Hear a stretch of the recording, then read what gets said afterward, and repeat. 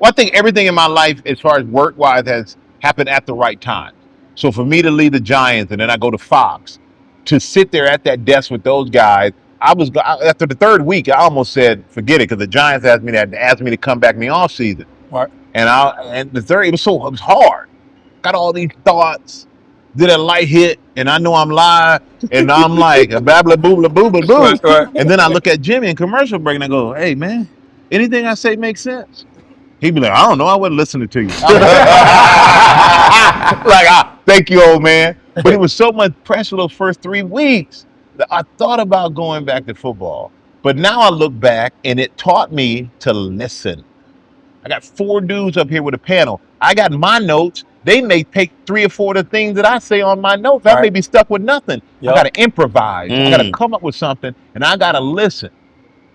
And so, and also, it's a master class. Like I'm sitting next to these geniuses of sports TV. You got so do many their job experience and years. they're all so different, and they're also experienced. That I would be a fool to sit there and think I'm gonna come in and run the show. Right. Fox is the ultimate thing about unselfishness, teamwork, listening.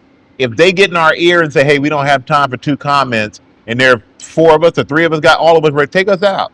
Right. We don't care. We just here to love each other, man, and have a good time. It didn't feel that way on We'll live. be talking later on. Right. Unless you talk, unless you got a chance of screwing it up. Right.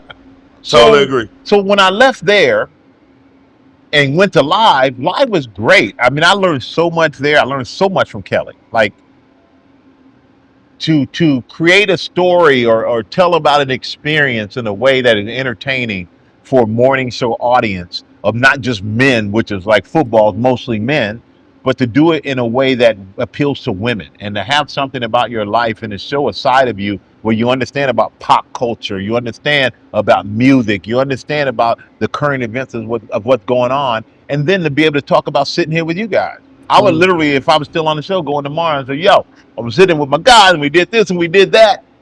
It was incredibly fun.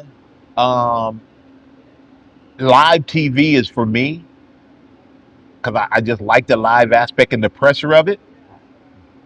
But after a few years, I got the offer to go to GMA, which I said no at first. What? I'm not doing it. Nah, not news. I had no news.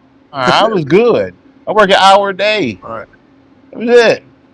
I go, back then I was single man. I'm hanging out on the town. Right. Then show up at 8:40, do live at 9, be done at 10, be on my couch by 10:15, sleep it off, and go out again that night. So that was a perfect life. Yeah. Right. And it taught. I had to learn more about the world than I ever thought I'd be interested in. I know more about politics than I ever thought I'd know about politics. I didn't think I was interested until now. Everything, man. It just kind of opens your mind about everything in the world. Think about running for mayor? Hell no, I ain't running for mayor for what? Just ask. So when did you start loving it, like the idea, and that's big. You know what? That show frightened me so much that it took me years to get comfortable. Is that right? Yeah, for years.